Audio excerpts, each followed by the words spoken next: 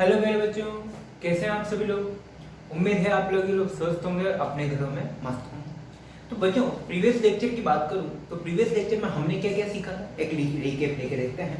तो previous lecture में हमने सिर्फ और सिर्फ बात करी थी विद्युत बल रेखाओं की। किसके बारे में बात करी? विद्युत बल रेखाओं। किसकी रेखा? विद्युत बल की रेखा। किसकी रेखा? विद्युत बल की रेखाओं की। ठीक है। अब अगर विद्युत बल रेखाओं की बात करी मैंने, तो उसमें सिर्फ और सिर्फ विद्युत बल रेखाओं से रिलेटेड प्रीवियस ईयर के एग्जाम के क्वेश्चन भी हमने सोल्व किए। बच्चों, आज का लेक्चर जो है ये सिर्फ और सिर्फ आंकिक प्रश्नों पर बेस्ड यानी न्यूमेरिकल प्रॉब्लम पर बेस्ड लेक्चर है। आज के लेक्चर में हम सिर्फ और सिर्फ विद्युत क्षेत्र, विद्युत बल और आवेश की विद्युत क्षेत्र में गति, ये सभी टॉपिक जो हमने पढ़े हैं अभी तक, उनसे रिलेटेड कुछ चुने हुए केसेस हम यहाँ पर स्टडी करने वाले हैं। तो उन चुने हुए केसेस से कुछ प्रॉब्लम्स है, वो हम प्रॉब्लम आपके पास में लेकर आए हैं। इन प्रॉब्लम से आपको बोर्ड में भी मदद मिलेगी और कुछ हद तक कॉम्पिटिटिव एग्जाम में भी मदद देगी। दूसरी बात, अगर आपको कॉम्पिटिटिव एग्जाम और क्वेश्चन सोल्व करने हैं तो बेल आइकन पर मैंने आपको electric field in English medium जो है वो उसका वीडियो प्रोवाइड किया हुआ है। तो आप वहां पर जाएं और इलेक्ट्रिक फील्ड से रिलेटेड सारे वीडियोस देख सकते हैं। सिर्फ न्यूमेरिकल की बात है, बाकी आपकी जो थ्योरी है वो हिंदी में, इंग्लिश में डिफरेंस है। न्यूमेरिकल्स वहां पर भी आपको इजीली समझ में आ जाएंगे। तो बात करते हैं, आज का खेला शुरू किया जाए बिना किसी बकवास के। आइए। ओके बच्चों, अब यहाँ पर थोड़ा सा टिपिकल क्वेश्चन है। क्या है?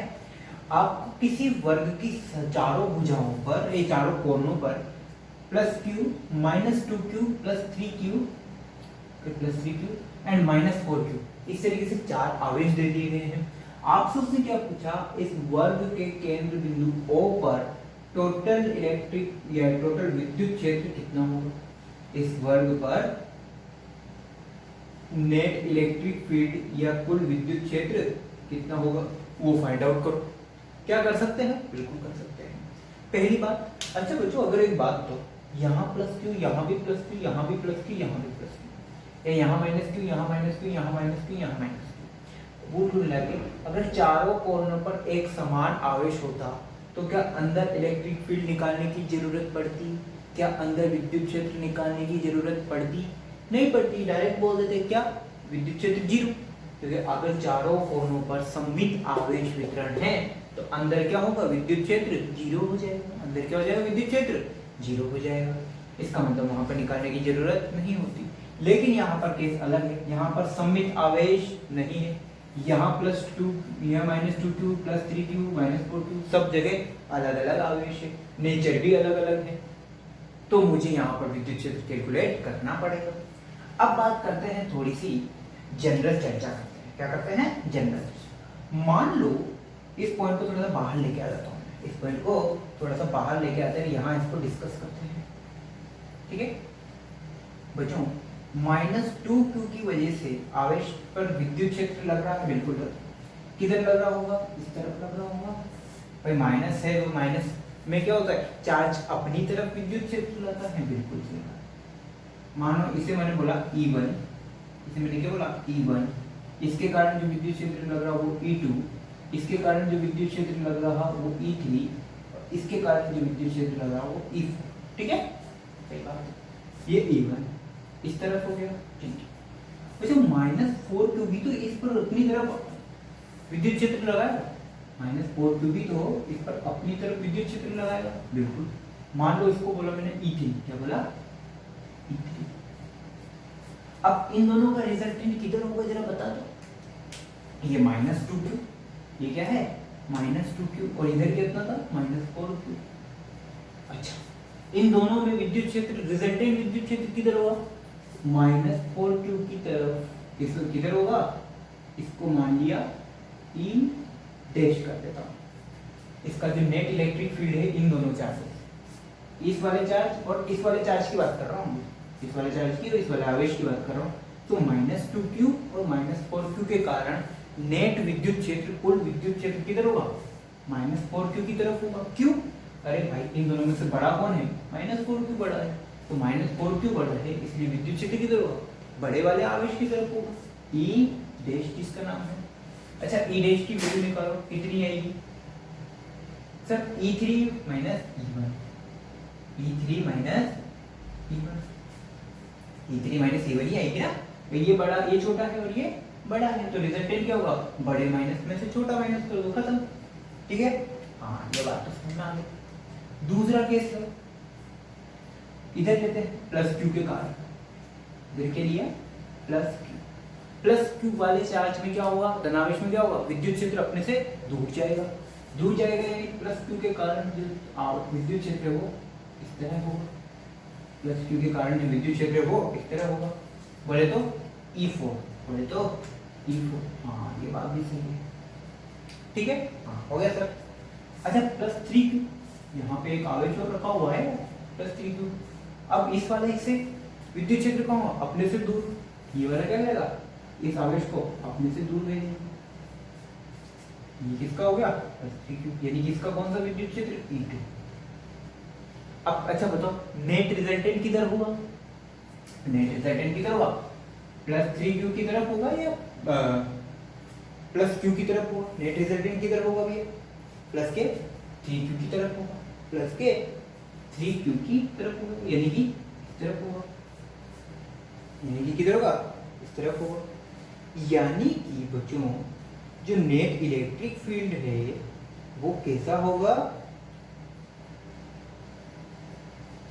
जो नेट इलेक्ट्रिक फील्ड है, मान लो इसका इलेक्ट्रिक फील्ड कितना है E डबल डैश, इसका नेट इलेक्ट्रिक फील्ड इस प्लस 3Q और इस प्लस Q आवेश के कारण जो नेट विद्युत क्षेत्र है वो मान लिया E डबल डैश। तो E डबल डैश की वैल्यू बताओ, E2 माइनस E4, भाई बड़े वाले का विद्युत क्षेत्र माइनस छोटे वाले का विद्युत क्षेत्र, खत्म, कोई दिक्कत वाली बात इसमें नहीं होगी मेरे हिसाब से। तो E3 माइनस E1, ठीक है बच्चों, हो जाएगा। अब ये दोनों आवेशों के अलग अलग विद्युत क्षेत्र, इसका विद्युत क्षेत्र कैलकुलेट कर लो, इसका विद्युत क्षेत्र कैलकुलेट कर लो, यानी कि सबसे पहले अब क्या कैलकुलेट करो, E1 निकालो, E2 निकालो, E3 निकालो और E4 निकालो, कैलकुलेट कर सकते हैं, हाँ कर सकते हैं। और E1 बोले तो KQ अपॉन, अच्छा वर्ग की जो भुजा है उसकी लंबाई कितनी है A, KQ upon A square, E1 कितना है 2Q लिख दो, प्लस माइनस के लपड़े में अपन पढ़ते नहीं है। E2 बोलो K की जगह 3Q upon A square, E3 बोलो 4KQ upon A square, E4 बोलो KQ अपॉन A स्क्वायर। ठीक है, सभी आवेशों के मान आ चुके हैं। अब यहाँ पर E डैश की वैल्यू निकालो, E3 माइनस E1, बोलो भैया 4KQ upon A square minus E1 की value 2KQ upon A square, solve करो कितना है 2KQ upon A square, solve करने पर कितना है 2KQ अपॉन A स्क्वायर, ये किसकी वैल्यू है E1। ठीक है साहब, कोई बात नहीं है। E डबल डैश की वैल्यू निकालो, E डबल डैश क्या है E2 minus E4, so 3KQ upon A square minus KQ upon A square, final answer बोलो इसका कितना है 2KQ अपॉन A स्क्वायर। अरे यार ये तो मैग्नीट्यूड में सेम आ गए, E डैश और E डबल डैश तो मैग्नीट्यूड में क्या आ गए, सेम आ गए, बहुत बढ़िया। अब जो बात, एक का रिजल्टेंट निकला इधर और एक का रिजल्टेंट निकला इधर, तो इन दोनों के बीच में एंगल कितना 90 डिग्री, इन दोनों के बीच में एंगल कितना 90 डिग्री। अगर इन दोनों के बीच में 90 डिग्री एंगल है, एक इलेक्ट्रिक फील्ड इस तरह से, एक इलेक्ट्रिक फील्ड इस तरह से, इन दोनों के बीच में एंगल है 90 डिग्री। अब मुझे क्या निकालना है इनका, इनकी वैल्यू भी सेम, तो इनका जो रिजल्टेंट है वो इस तरह से निकलेगा। अगर वैल्यू सेम होती है तो रिजल्टेंट कैसे निकलता है, बिल्कुल मिडिल में से निकलता है। अब वैल्यू भी सेम है तो मैं डायरेक्ट रिजल्टेंट निकाल सकता हूँ, E resultant is equal to E1 E2, E resultant निकालना सिखाया मैंने, E square plus E square plus 2e into E, direct कर रहा हूँ मैं ये cos 90, और cos 90 कितना होता है 0, तो फाइनल आंसर कितना है E R equal to E root two, E की वैल्यू पुट करो K Q upon A square, 2 upon A square, bracket में बाहर है रूट टू, तो आंसर क्या आएगा, नेट इलेक्ट्रिक फील्ड कितना है, नेट विद्युत क्षेत्र 2 रूट 2 के Q upon A square, net विद्युत क्षेत्र कितना है 2 रूट 2 के क्यू अपॉन ए स्क्वायर।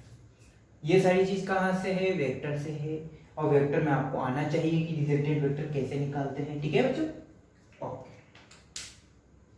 अच्छा ये एंगल 90 डिग्री कैसे आया, अरे भाई ये दोनों क्या है, स्क्वायर के विकर्ण है, वर्ग के क्या है विकर्ण है, ये दोनों क्या है वर्ग के विकर्ण है, तो एंगल कितना है वर्ग के विकर्णों के बीच में एंगल कितना होता है 90 डिग्री होता है, वर्ग के विकर्ण के बीच में एंगल 90 डिग्री होता है, तो दोनों के बीच में एंगल कितना ले लिया थीटा इक्वल टू 90 डिग्री ले लिया, खत्म। कॉपी करो इस क्वेश्चन को, नेक्स्ट क्वेश्चन की ओर बढ़ते हैं। ओके बच्चों, नेक्स्ट क्वेश्चन की बात करते हैं। एक और क्वेश्चन आपको दिया हुआ, सिंपल सा क्वेश्चन है ये, तो ज्यादा इसमें कोई रॉकेट साइंस नहीं है, ठीक है। दो आवेश दिए हुए हैं जिनके मध्य दूरी है 6 सेंटीमीटर, ठीक है 6 सेंटीमीटर, ठीक है। डायरेक्टली ले लेते हैं, 6 मीटर दी हुई, कितनी दी हुई है 6 मीटर दी हुई है। एक आवेश का मान दिया हुआ है आपको Q1 और एक आवेश का मान दिया हुआ है Q2, या फिर इसकी वैल्यू में एक बार देख लेता हूँ।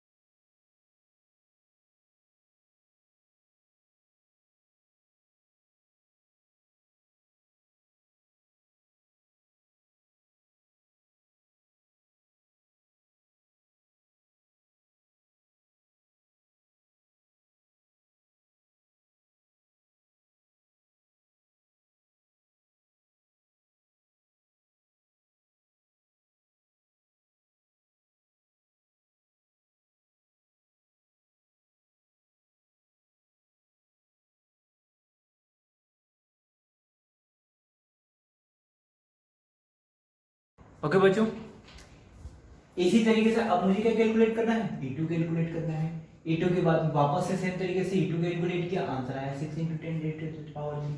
अब जो विद्युत क्षेत्र, कुल विद्युत क्षेत्र किसके इक्वल है, E1 और E2, दोनों की वैल्यू पुट करो, आंसर आएगा 9 × 10⁻³ या 9 × 10⁻³ न्यूटन पर कूलम। ये है इस P बिंदु पर कुल विद्युत क्षेत्र। ठीक है, कॉपी करो इसको।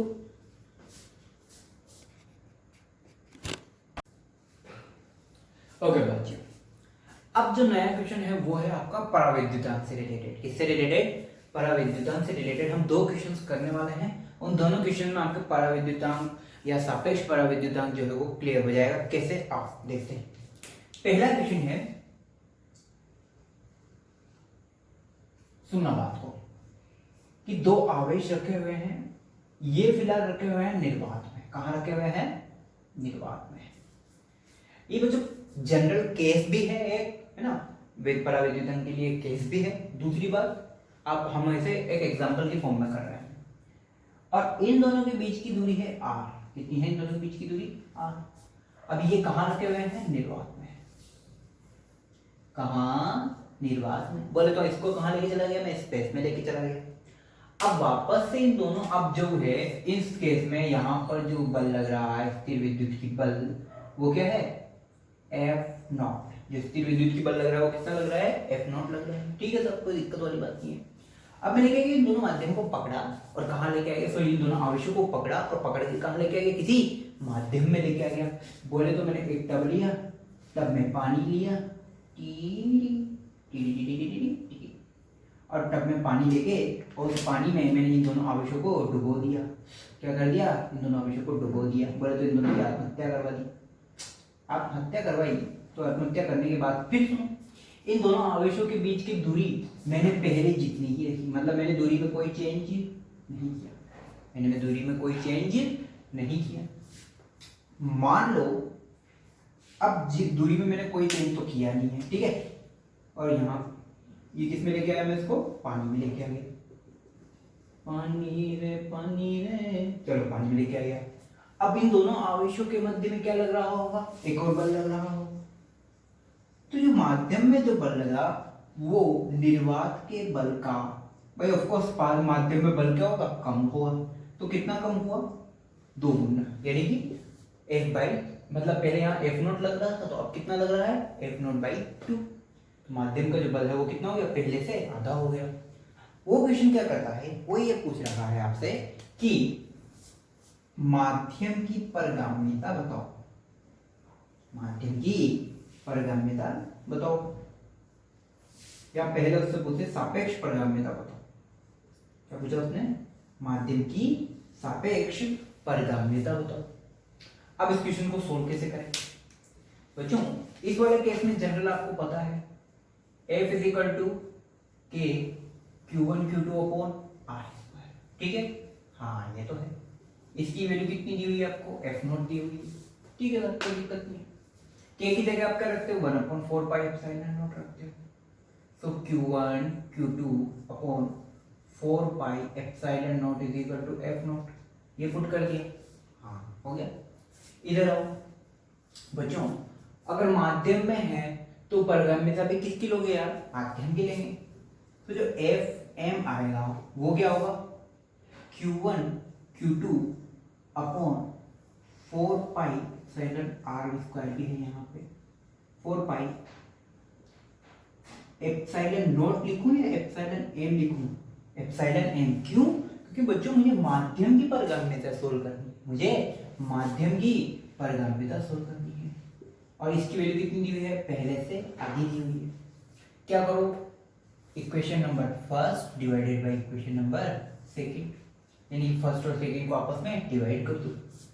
फर्स्ट और सेकंड को आपस में डिवाइड किया तो Fm/F, यानी कि ये क्या हुआ, F0/2 × F0। इस तरीके से लिखा। माध्यम का फॉर्मूला कितना था, Q1 Q2/4πε0m×r² Q1 Q2। निर्वात का बल कितना था, Q1 Q2/4πε0r²।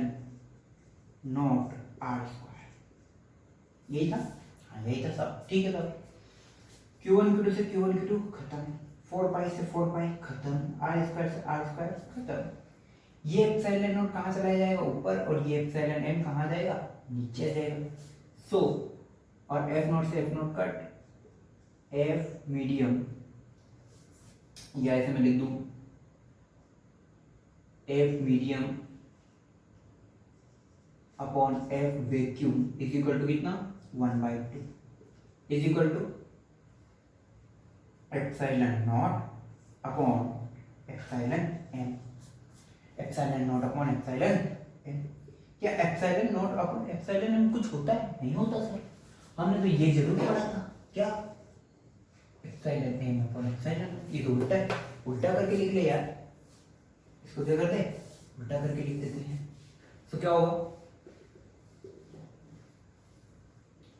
वैक्यूम में बल यानी निर्वात में बल और माध्यम में बल 2/1 is equal to epsilon m upon epsilon naught is equal to क्या एप्सिलॉन।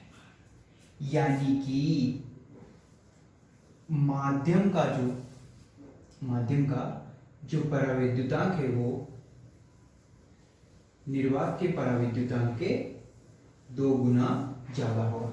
यानी कि इसका जो माध्यम का जो परावैद्युतांक है वो कितना होगा 2 गुना ज्यादा होगा। यानी कि एप्सिलॉन आर की वैल्यू कितनी आई 2, एप्सिलॉन आर की वैल्यू कितनी आई 2। अगर माध्यम का परावैद्युतांक निकालने को बोले तो निकाल सकते हैं 2 इंटू एप्सिलॉन नॉट की जगह क्या रख दो 8.85 × 10⁻⁻12 रख दो, सोल्व करो, कूलम्ब स्क्वायर मीटर पर मीटर स्क्वायर, आंसर आ जाएगा आपका। सोल्व करोगे तो माध्यम का परावैद्युतांक आ जाएगा। बच्चों इसका मतलब क्या है, इसका मतलब ये है कि अगर माध्यम में भी आवेशों को लेके जाने रहे लेकिन दूरी चेंज नहीं कर रहे हो, तो अगर दूरी चेंज नहीं कर रहे हो तो निर्वात में बल और माध्यम में बल का अनुपात किसके इक्वल होगा, सापेक्ष पारगम्यता के इक्वल होगा। बट इसके लिए ये केस कंपलसरी है, कब, ये तभी पॉसिबल है जब दोनों आवेशों के मध्य की दूरी निर्वात में तथा माध्यम में सेम हो। सर अगर दूरी चेंज कर देंगे तो क्या होगा, दूरी चेंज कर देंगे तो क्या होगा, वापस से नेक्स्ट क्वेश्चन उसी से रिलेटेड करते हैं, ये कॉपी करो। नेक्स्ट केस लो बच्चों, इसमें क्या हुआ, सेम केस है। अगर निर्वात में विद्युत क्षेत्र रखा हुआ है, निर्वात में कोई भी निर्वात में कोई 2 आवेश रखे हुए, उनके मध्य की दूरी r है, निर्वात में बल प्रारंभ में F नॉट है, उसी बल उन्हीं आवेशों को मैं कहाँ लेके गया, माध्यम में लेके गया। माध्यम में लेके जाने के बाद मैंने इस बार क्या किया, उन दोनों की दूरी भी बदल दी। उन दोनों की दूरी बदली तो जो माध्यम का जो बल है वो मान लो पहले से कितना हो गया, पहले से चेंज हो गया मान लो 6 2 2 2 मान लेता हूँ या 6 मान लेता हूँ, जो है दूरी बढ़ेगी,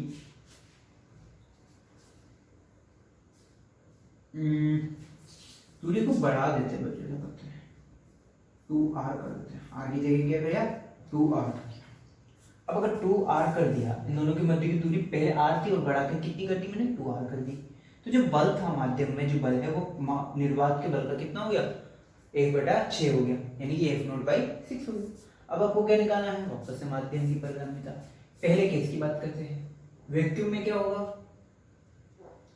वैक्यूम में फॉर्मूला बोलो Q1 Q2 अपॉन 4πε0 r²। हाँ सर सही है, इसकी वैल्यू आपने दी हुई है F0, खत्म, खेल खत्म। माध्यम में बल बोलो Q1 Q2 upon 4πε0 into r², कोई 2r सर 2r का स्क्वायर, और 2r का स्क्वायर कितना हो जाएगा 4r² मिल जाएगा, ये कितना बन गया फाइनली 4r²। इसकी वैल्यू कितनी दी हुई है F0/6, कितनी दी हुई है F0/6 दी हुई है। इन दोनों का रेशियो ले लो, सो F0 अपॉन Fm, इस बार मैंने फर्स्ट डिवाइडेड बाय सेकंड कर दिया, क्या कर दिया फर्स्ट डिवाइडेड बाय सेकंड करो। F0 की जगह Q1 Q2 अपॉन 4πr², इसको ऐसे लिख लेता हूँ vacuum, so Q1 Q2 by 4πε0 R square, ठीक है। एफ एम की जगह क्या रखोगे, Q1 Q2 upon 4 pi epsilon m into 4r² into 4r²। यहां रखा पहले एफ नोट और नीचे क्या रख दिया, एफ नोट बाई 6 रख दिया। नीचे क्या रख दिया, एफ नोट बाई 6। सोल्व करो इसको, एफ नोट से एफ नोट कट 6 ऊपर आ गया, F we upon F Q1 में Q2 Q1 Q2 तो Q1 Q2 आर स्क्वायर से आर स्क्वायर कट 4 पाई से 4 पाई कट। नीचे यहाँ सोल्व किया जाए तो क्या बच गया, epsilon m upon epsilon naught. Answer कितना है 6। यानी कि बच्चों अब कितना डिफरेंस आया है, ये किसकी वैल्यू आई, एप्सिलॉन नॉट की। ये किसकी वैल्यू आई, एप्सिलॉन नॉट की। यानी कि एप्सिलॉन मीडियम कितना हो गया, 6 टाइम ऑफ एप्सिलॉन नॉट। अगर मीडियम के परावैद्युतांक की वैल्यू पूछे तो निकाल सकते हो, आराम से निकाल सकते हैं। 6 इंटू एप्सिलॉन नॉट, और एप्सिलॉन नॉट की वैल्यू आपको पता है, coulomb square newton metre square, आराम से रहेगी, ठीक है। अब एप्सिलॉन आर की वैल्यू कितनी है, 6। तो बच्चों अब क्या इसको मैं ऐसे लिख सकता हूँ, देखो एप्सिलॉन आर की वैल्यू यहाँ पर चेंज हो गई, यानी कि वो जो मैंने आपको स्टार्ट पॉइंट लगाया है लास्ट क्वेश्चन में, वो कब पॉसिबल है, तभी पॉसिबल है जब दोनों के मध्य की दूरी अपरिवर्तित हो। लेकिन यहाँ दूरी चेंज कर दी मैंने, पहले आर लिया अब 2r ले ली, तो आपको फिर कंप्लीट सोल्व करना है। और अगर ऐसा नहीं है तो डायरेक्ट वैल्यू पुट कर दो, ठीक है।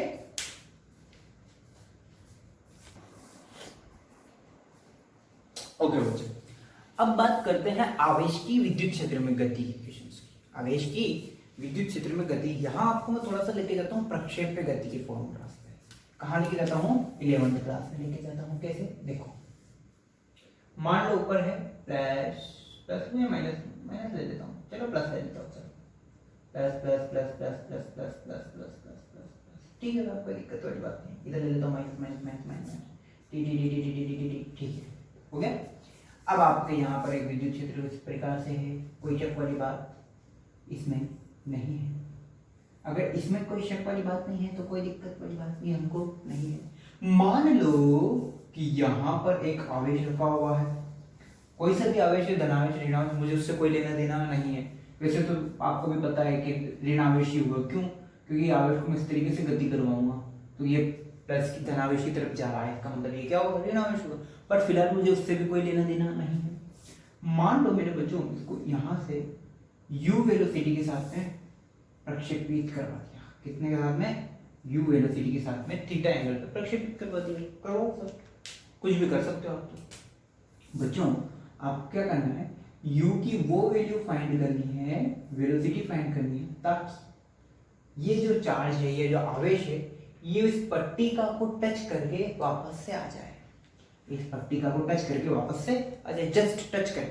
अगर ज्यादा दे तो बाहर निकल जाएगा, कम देगा तो बिना टच किया जाएगा। लेकिन ये नालायक क्या करेगा, सिर्फ टच करके, मौत को टच करके खट से वापस आ सकता है। तो क्या करेगा, ये मौत को टच करके खट से वापस आ जाएगा। तो आपको क्या निकालनी है उसकी, वो u वेलोसिटी निकालनी है। क्या हो सकता है, हाँ हो तो सकता है सर, यानी कि ये कहाँ जाएगा, मैक्सिमम हाइट तक जाएगा। कहाँ जाएगा ये, मैक्सिमम हाइट।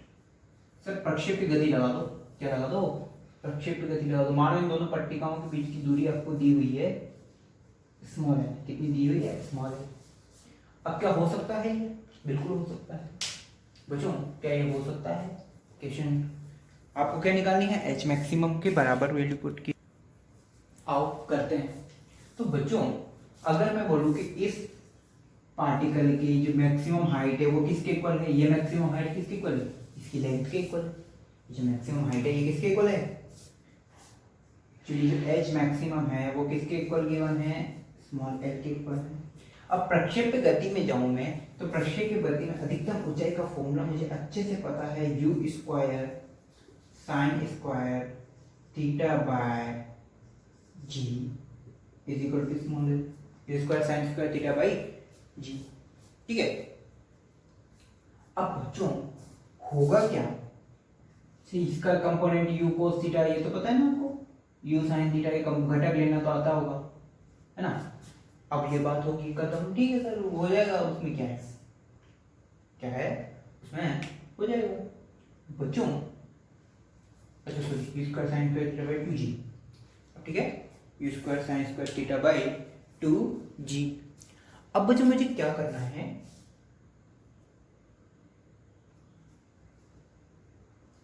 बच्चों अब मैं क्या करूंगा यहाँ पे you square sine square theta तो मेरे को पता लग जाएगा, ठीक है, स्मॉल एल गिवन है, बात करते हैं जी की, बात करते हैं जी इफेक्टिव।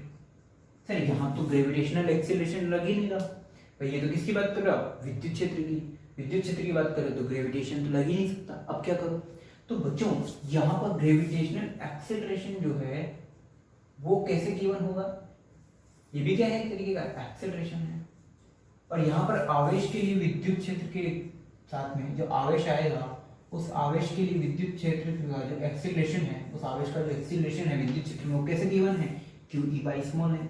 तो यहाँ क्या रखोगे आप, Q E by small M रखोगे, करो U square sine square theta by 2 into Q E by small M upon L. Solve कर लो, यू स्क्वायर की वैल्यू निकालो, 2QEL upon M into sine square theta, ठीक है, यू की value निकाल लो, कैलकुलेट कर लो, under root 2QEL upon M upon sine theta, ठीक है।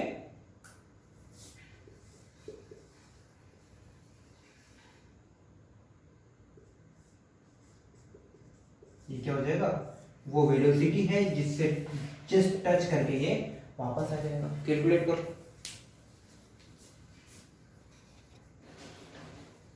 ओके बच्चों, अब आज का लास्ट क्वेश्चन करते हैं। अच्छा बच्चों एक बात बताओ, अभी तक आप विद्युत क्षेत्र से रिलेटेड क्वेश्चन कर चुके हो, स्थिर विद्युत की बल से रिलेटेड क्वेश्चन भी आप कर चुके हो। अब उन्हीं क्वेश्चन से रिलेटेड मैं आपको एक अच्छा सा क्वेश्चन देता हूँ, मतलब बेसिकली आपको ये क्वेश्चन इस तरीके से इसलिए दिया जा रहा है ताकि आप फर्क कर सकें कि कहाँ मुझे स्थिर विद्युत की बल अप्लाई करना है, कहाँ मुझे विद्युत क्षेत्र अप्लाई करना है। रीजन क्योंकि काफी मतलब मोस्टली जो क्वेश्चन है वो सभी क्वेश्चंस क्या है, दोनों के लिए सेम है, दोनों का पैटर्न भी सेम है, क्वेश्चंस करने का पैटर्न भी या जो क्वेश्चंस बनेंगे उनका पैटर्न भी क्या है, सेम है। तो इसलिए आपको ये फर्क करना बहुत जरूरी है कि स्थिर विद्युत की बल मुझे कहाँ अप्लाई करना है, कहाँ मुझे विद्युत क्षेत्र अप्लाई करना है। तो ये वाला क्वेश्चन तो मान लो कि दो आवेश रखे हुए हैं, क्या रखे हुए हैं, दो आवेश क्यों रखे हुए हैं, ठीक है। ओके, अब इन दोनों आवेशों को r दूरी पर रखा गया है, इन दोनों आवेशों को r दूरी पर रखा गया है। इस r दूरी के मध्य में एक q आवेश रखा गया है, क्या रखा गया है, एक दूसरा आवेश q रखा गया है। तो आपको उस q की वैल्यू निकालनी है, q का मान, ताकि ताकि ताकि ताकि रहे ताकि निकाय क्या रहे, संतुलित रहे, निकाय संतुलित रहे। भाई मेरी हिंदी अच्छी नहीं है, ठीक है, निकाय क्या रहे, संतुलित रहे। आपको q की वो वैल्यू फाइंड करनी है जिसके लिए निकाय क्या रहे, सिस्टम क्या रहे, संतुलित रहे, ठीक है, इक्विलिब्रियम में रहे। तो आपको क्या करना है, कैसे करना है, स्थिर विद्युत की बल लगाना है, विद्युत क्षेत्र लगाना है, जो भी लगाना आंसर करो वीडियो को पॉज करके।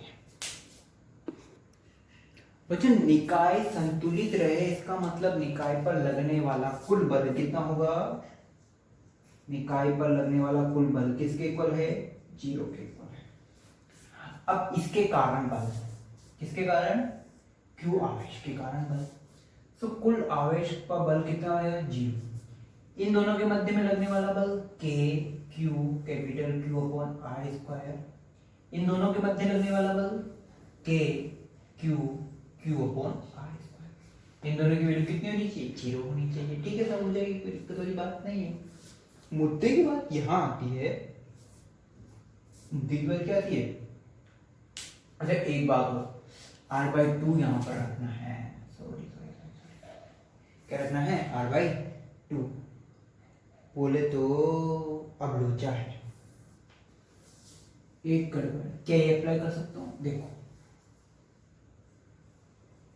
सुना बात हो, इन दोनों आवेशों के मध्य लगने वाला, भाई यहां पर कितने तरीके के बल लग रहे हैं, पहला बल इन दोनों आवेशों के मध्य में भी आपस में बल लग रहा है, हाँ ये तो है। और इस आवेश और इस आवेश के मध्य में भी तो बल लग रहा है यार, देख इन दोनों आवेशों के कारण आपस में बल लग रहा है और इन दोनों आवेश के कारण भी आपस में बल लग रहा है। दोनों बलों का जो सम है वो किसके इक्वल होना चाहिए, G इक्वल टू 0 पुट होना चाहिए। करो KQ square upon R square, ठीक है, प्लस KQ, इफ 2 का स्क्वायर हो गया 4 ऊपर के ऊपर आ गया, R square equal to 0।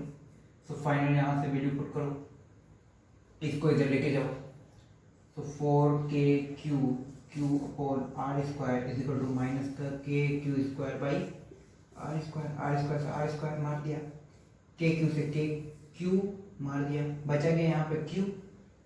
So capital Q is equal to Q upon 4, capital Q is equal to Q upon 4 या माइनस Q अपॉन 4, यानी कि इस Q की इस वैल्यू के लिए इसका मान क्या होगा, निकाय क्या होगी, संतुलन होगी।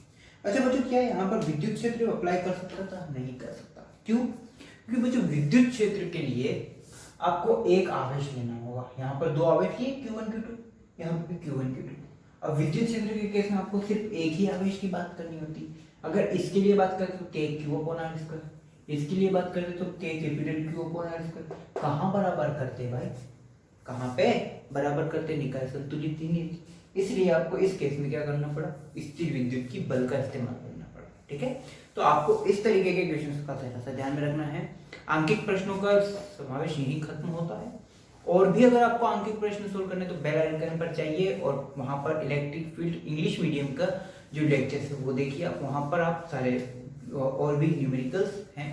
ठीक है, नेक्स्ट लेक्चर में मिलेंगे बहुत ही जल्दी, तब तक के लिए आप अंकित प्रश्नों को सोल्व करते रहिए। आज की क्लास डिसमिस।